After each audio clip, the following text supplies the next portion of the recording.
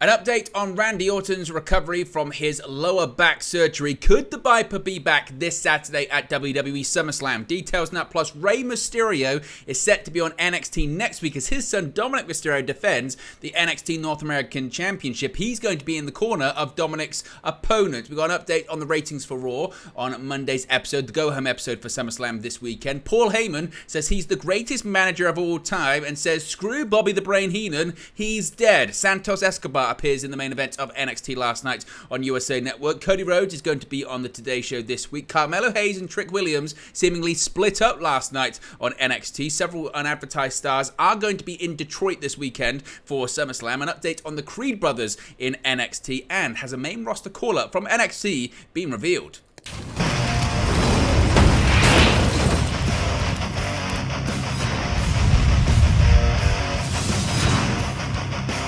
Hey guys, welcome back to Wrestling News 365. Hope everyone is doing very well. As always, there are plenty of news stories to get into in the world of World Wrestling Entertainment. Let's start off with an update on Randy Orton. Now, there have been several rumors over the last 12 months about Orton possibly being forced to retire, never coming back, being rumored to be nearing an imminent in-ring return, and yet we still have yet to see the Viper back in over a year. Well, Sean Ross Sapp of Fightful Select has provided a bit of an update on Randy Orton and has said that Randy Orton is healing up, but we haven't heard that he's heading back just quite yet. Now, the future WWE Hall of Famer Randy Orton, of course, has been sidelined since May 2022 with an injury that Sean Ross Sapp of Fightful Select reported that they had learned was a lower back fusion surgery, a very significant surgery, especially for a professional wrestler.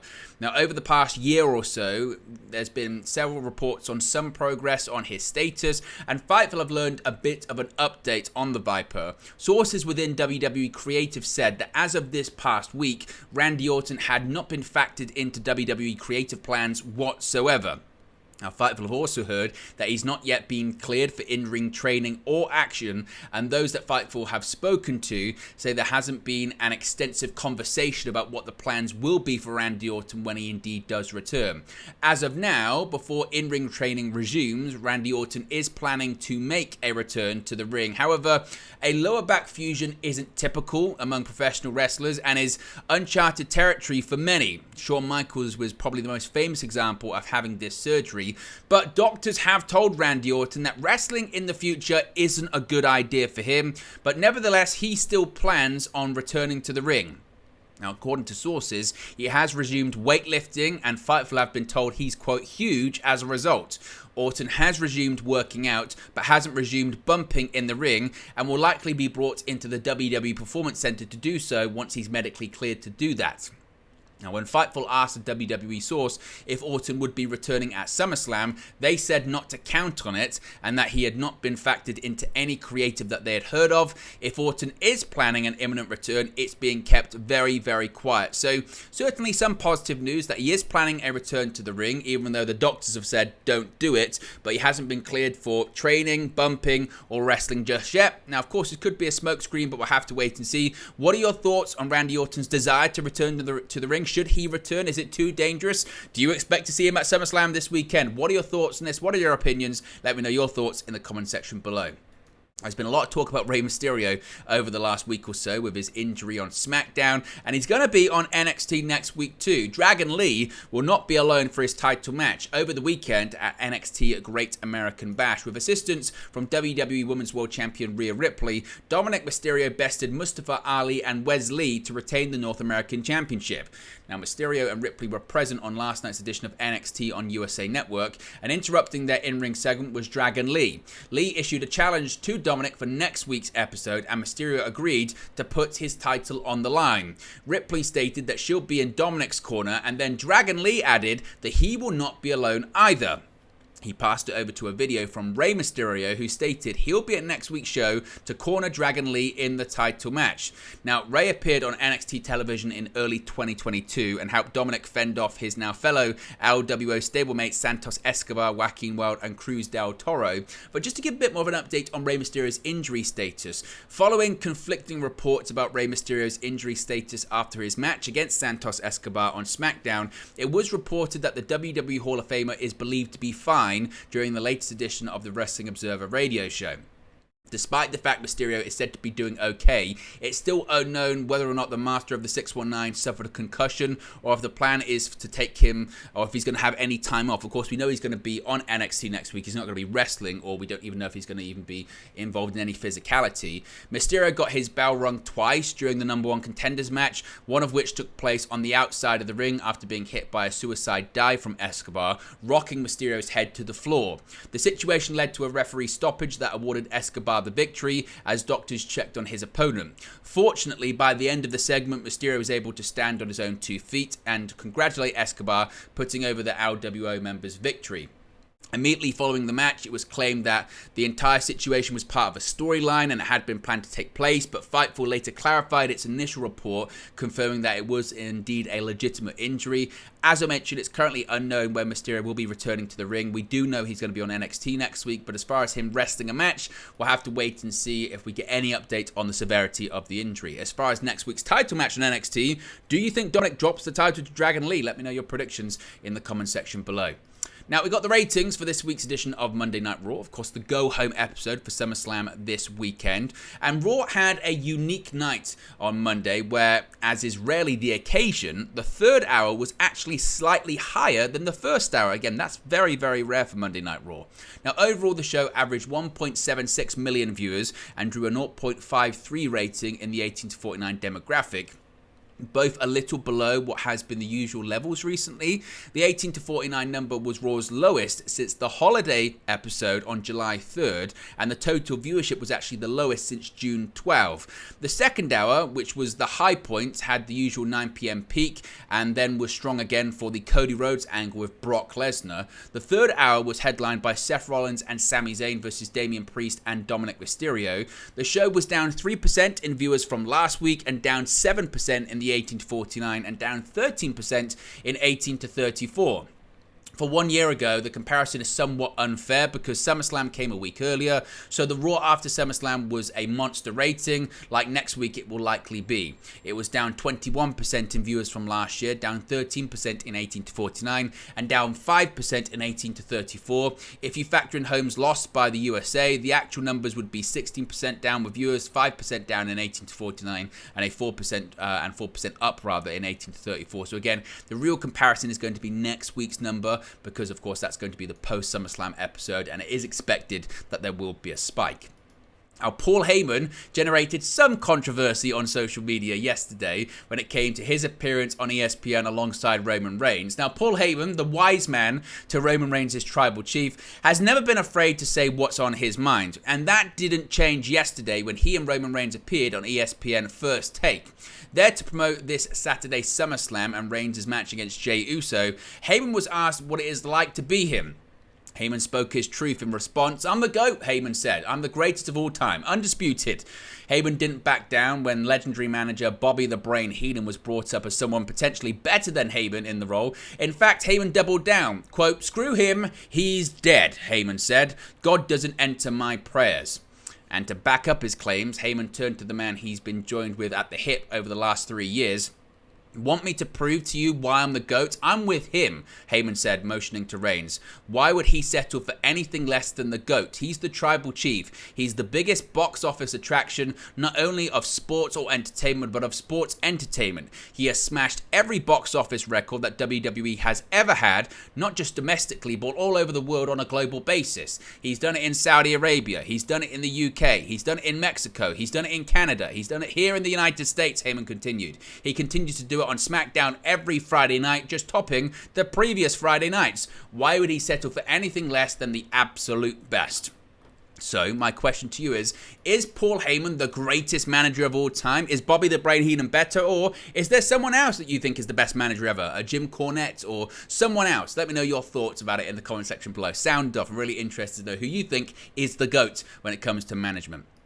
Now, Santos Escobar appeared on NXT last night, continuing the tradition of main roster stars appearing on the developmental brand on Tuesdays. In the main event of last night's August 1st NXT, a main roster star made his return to the brand to team with his former rivals. When Gallus attacked the new NXT Tag Team Champions Tony D'Angelo and Channing Stacks Lorenzo at the beginning of last night's episode of NXT, the family vowed revenge. Noting that he was going to call an old friend, Tony D'Angelo made a call on screen, and the show featured the mysterious tease of who might join Tony D and Stacks in the show's main event.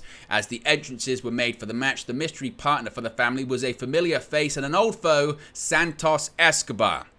The number one contender to the United States Championship, Santos Escobar, made his return to NXT to face off against the Gallus boys alongside Tony D and Stacks.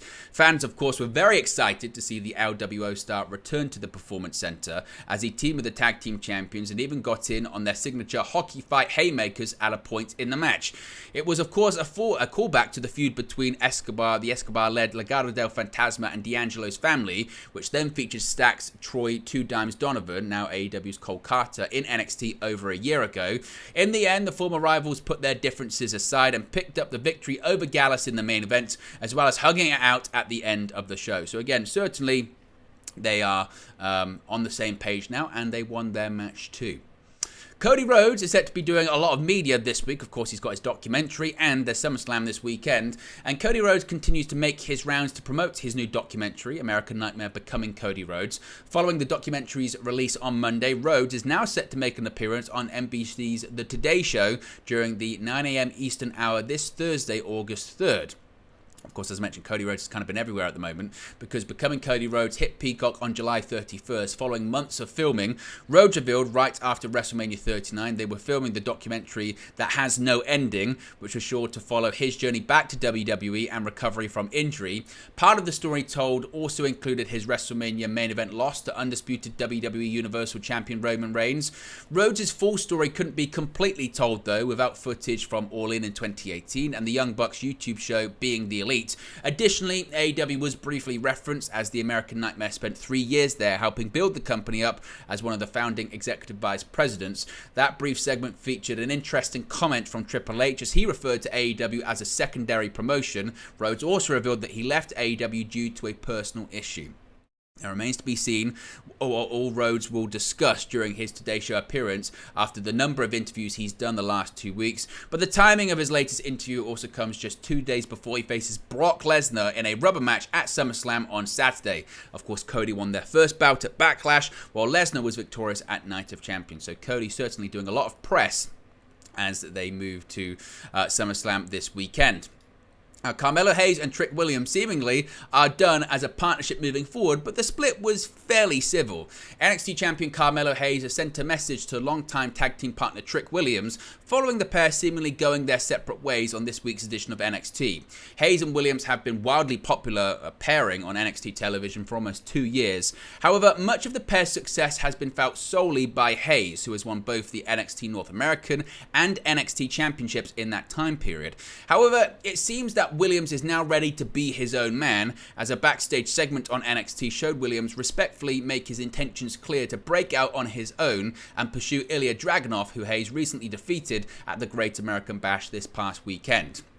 Hayes was more than receptive of Williams' wishes, and the two shared an embrace before the segment ended, although now the NXT champion has shared his thoughts on the split, taking to Twitter to say, "Whoop that trick. Sky is the MFing limit, dog."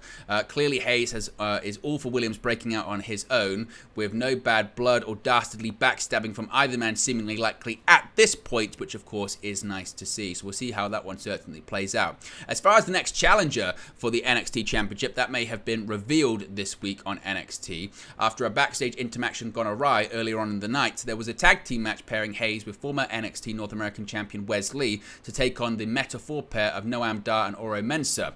While Wes Lee continues to be presented as more aggressive in the face of his recent losses against Dominic Mysterio for the aforementioned North American Championship, he was ready to fight.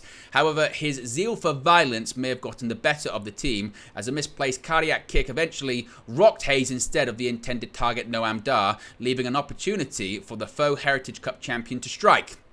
Noam Dar picked up the pinfall victory over Wesley after Melo was unable to break up the pin. After the match, Wesley was shown yelling at Carmelo Hayes, demanding to know where he was in the match finish, while Hayes attempted to tell him to chill. As is customary, when you tell a very upset person to chill, Wesley did not in fact chill. However, Melo left the ring without further incident. Despite no big bust-up, the ordeal certainly seemed to suggest that Wesley could be the next big challenger for Hayes' NXT Championship. So Carmelo Hayes versus Wesley, you interested in that? Certainly sign me up for that one. SummerSlam, of course, is this weekend. We've got a bit of an update as stars that are going to be in Detroit, even though they're not advertised for the show. WWE is set to take over Detroit this Saturday when SummerSlam comes to Ford Field on August 5th. There are currently 8 matches set for the show, but more names are set to be on hand for the weekend than those being advertised. Per Sean Ross Sapp of Fightful Select, Liv Morgan, who of course is injured at the moment, Zoe Stark, Baron Corbin, Titus O'Neil, and Maxine Dupree are all set to be in Detroit for SummerSlam despite not being involved in any matches. All of them are there to do media for the company across Thursday and Friday, including Be a Star rallies and the Jimmy V Foundation events. Zoe Stark will be at the show despite the planned match between Becky Lynch and Trish Stratus being pulled from the event. The other members of Alpha Academy will likely be part of the SummerSlam Battle Royal, with Maxine Dupree likely to be in their corner for the match. Baron Corbin has been working NXT shows recently amid his ongoing character shift, though it is possible he could also be added to the SummerSlam Battle Royal. Titus O'Neil has been present at WWE television more in recent weeks, including him providing commentary for the recent Viking Rules match between the Alpha Academy and the Viking Raiders. Of course, infamously, he fouled during a big Royal Rumble Battle Royal in Saudi Arabia, so maybe he'll get his redemption this weekend at SummerSlam, you never know. Bit of an update when it comes to the Creed brothers. Lots of people have been asking, what's the status with the Creed brothers in NXT? Well, from last night's episode of NXT, an update on the status of the Creed brothers after they lost a Loser Leaves NXT match a few weeks ago. At the time, it appeared that the loss may have paved the way for a main roster call-up, but it certainly seems like they're well and truly still involved in NXT. After 2 of the Schism's Yellow Mask disciples turned on the faction last week, last night on NXT, Joe Gacy, Ava, Rip Fowler, and Jagger Reed were set on unmasking their followers one by one to figure out who the saboteurs were. Fowler and Reed had been convinced it was the Creed brothers posing under Schism masks. When the time came to unmask the followers one by one last night, no Julius or Brutus Creed were there to be found. There were 2 Performance Center talents who specifically chosen because they had similar builds to the Creeds, but when they were unmasked, Julius and Brutus appeared on the Titantron, pretending to be on vacation and denying it had been them all along. As they flipped through green screen scenes behind them and flubbed the name of where they currently were, with Julius saying Hawaii and Brutus saying Fiji, the segment made it clear that the Creeds were not quite done with Schism just yet. It seems that the Creed brothers will at least close out the feud with Schism prior to heading to the main roster, since they've got the faction running scared and watching their backs. There can and probably most likely will always be more twists, but the story seems to be that it was the Creed brothers under the mask who portrayed Fowler and Reed, but they're pretending it wasn't, and now Schism is dead set on trying to find out where they're hiding. So the Creed certainly still in NXT, at least for now. Finally, speaking of main roster call-ups, Cora Jade might be the next name being called up to the main roster in WWE. After losing a kendo stick match last week to Dana Brooke, Cora Jade was featured in a backstage segment where she went into the NXT women's locker room, told them she was leaving, and good luck without her. Also on her Instagram story, Jade posted an image of a black background and a peace sign, another indication she could be on her way out of the brand. With other NXT stars seemingly reaching the culmination of their storylines, it could be there's another batch of main roster call-ups incoming on the horizon. Jade was someone rumored for a call-up a few months ago during the draft season, so there's every chance the decision has been made to move her to the main roster starting from right about now.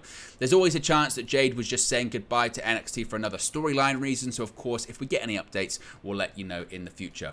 But there you go guys, it's the latest WWE news for you. Be sure to smash a like on the like button, be sure to subscribe bottom right hand corner. As always, let me know your thoughts in the comment section below and I'll speak to you again very, very soon. Hey guys, thank you for watching, listening, streaming, or however you come across this video today. Be sure to click on the video on the right there to watch our next video, or click the bottom there to subscribe, or the bottom right hand corner. Thank you very much, and I'll speak to you again very soon.